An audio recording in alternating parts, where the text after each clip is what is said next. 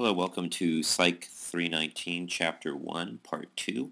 Um, so there have been many attempts to study the mind in the history of cognitive psychology. It goes all the way back to the origins of philosophy and probably the origins of mankind. Um, Sorry, let me set my timer here. All right. So some of the early philosophers were the first to really think about consciousness, going back to Plato about 400 BC. To my knowledge, is the first written acknowledgement that our perceptions might not agree with reality. And Plato used the allegory of a cave, where man is stuck in a cave watching shadows on the wall, where the shadows are only weak allegories or weak allusions to the true reality that's happening outside the cave. And thus, that's the way it's like with our perceptions. Our perceptions are reinterpretations of the world, but we don't have direct contact with the physical world. We can only perceive things through our senses. Aristotle was very important, a contemporary of Plato, who first recognized that the brain was the center of intelligence. Unfortunately, in ancient Greece, vivisection was forbidden, and so these two gentlemen were not allowed to conduct any experiments to test their theories.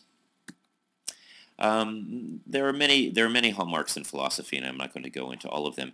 There was a dark period around the 19th century and before in psychology where we really were floundering for quite a long time.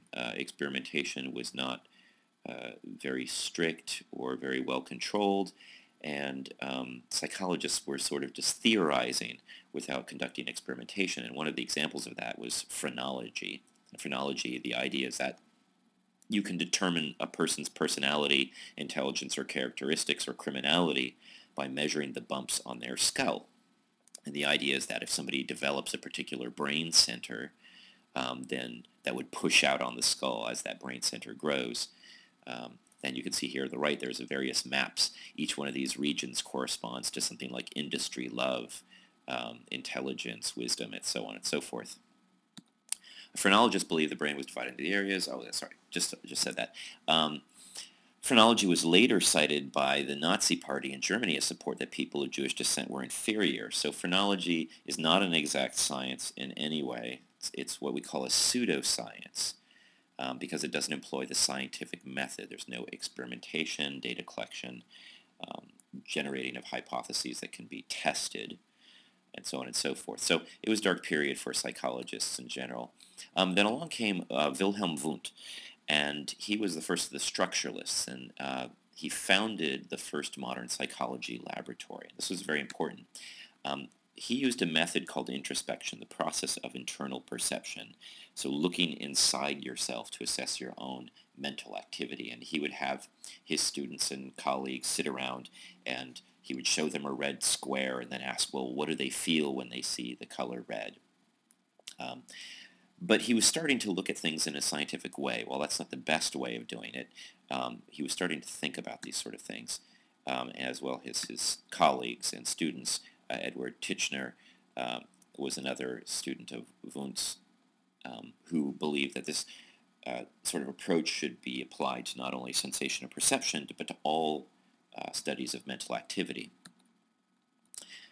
And they made two very important contributions. The first of which I mentioned, they showed that mental activity can be broken down into basic operations. So if you think back about our cognitive processes, we divide things now into things like perception and attention and memory and language. Well, they were just starting to get that notion that perception preceded decision making and so on and so forth. And of course, they were developing objective methods for assessing mental activity. The problems with structuralism were that introspection was not a reliable technique. So I'll ask you the question, which city do you think is further west, Reno, Nevada, or San Diego, California? Think about it for a while, and most of you will probably say San Diego. And ask yourself, well, do you know this because you visualized it in your head, or do you think you were using some type of reasoning or logic? You know, like California is west of Nevada, therefore all cities in California are west of all cities in Nevada. However, it turns out that Reno is actually further west than San Diego. So most likely you weren't actually visualizing it, but you were using some type of logic um, to determine the answer. And so sometimes we don't always know the process that we're using when we are going through a decision-making task or perceptual task, and it's difficult to break these things down. And more importantly, studying perception from within the system is not actually a really great way of doing things. So some systems are difficult to study from within themselves.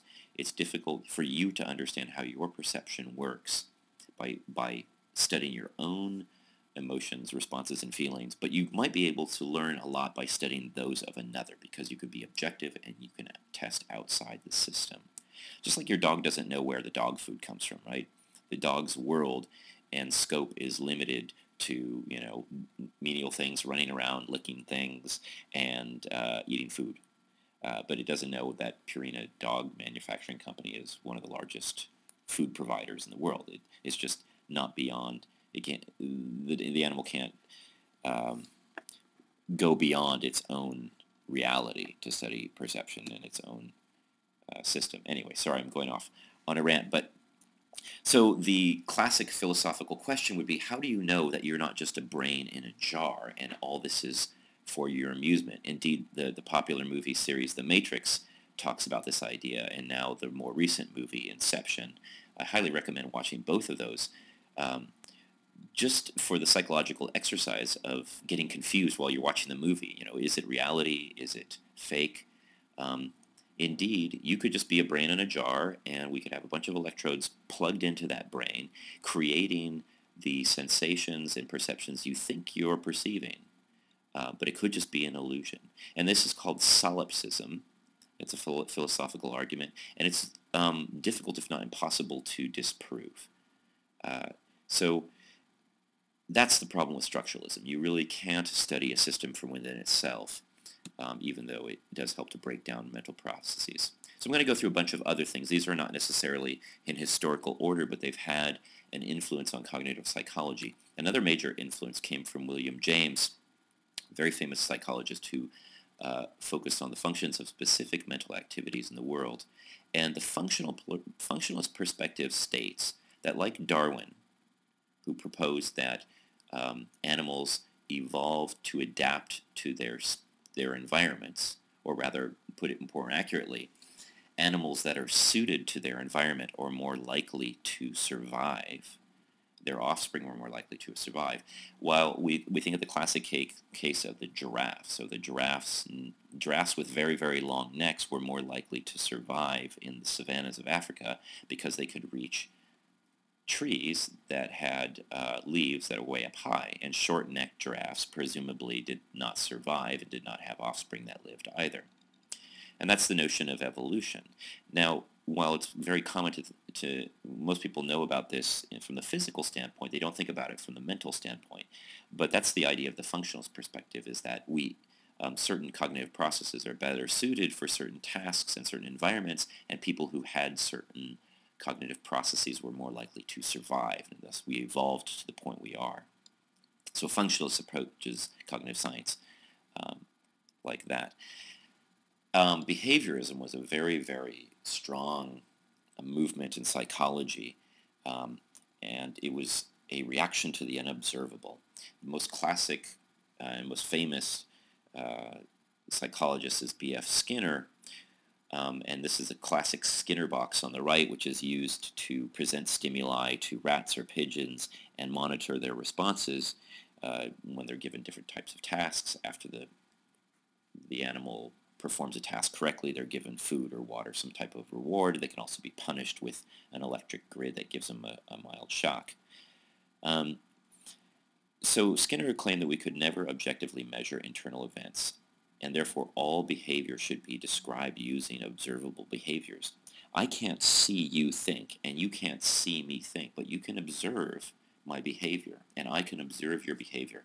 And therefore, according to Skinner, there was no internal representations of anything.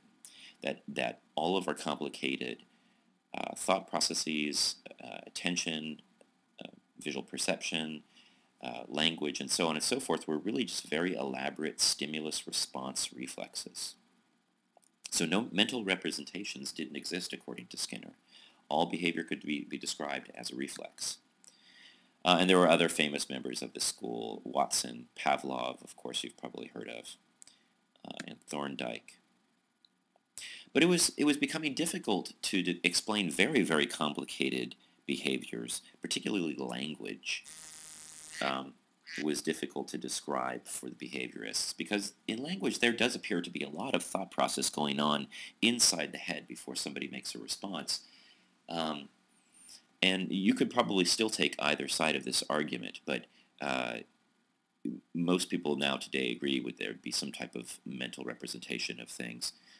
I like to think of it as the longer the delay between a stimulus and a response, the more likely we are to have some type of internal representation of it. If I tap your knee with a mallet and your knee jerks, like when you go to the doctor's office and you have a reflex, um, that reflex, that spinal reflex doesn't even make it up to the brain. So therefore, there's really no mental thought process involved in that at all. And in fact, you can't even really control it, even if you tried. So definitely, there's some things, some behaviors are entirely a stimulus response reflex, and some are not. And I always like to think of it as a distance again between uh, a temporal distance between the stimulus and the response. Okay, so I'm going to stop there now, and we'll continue in the final slide for the last part of this.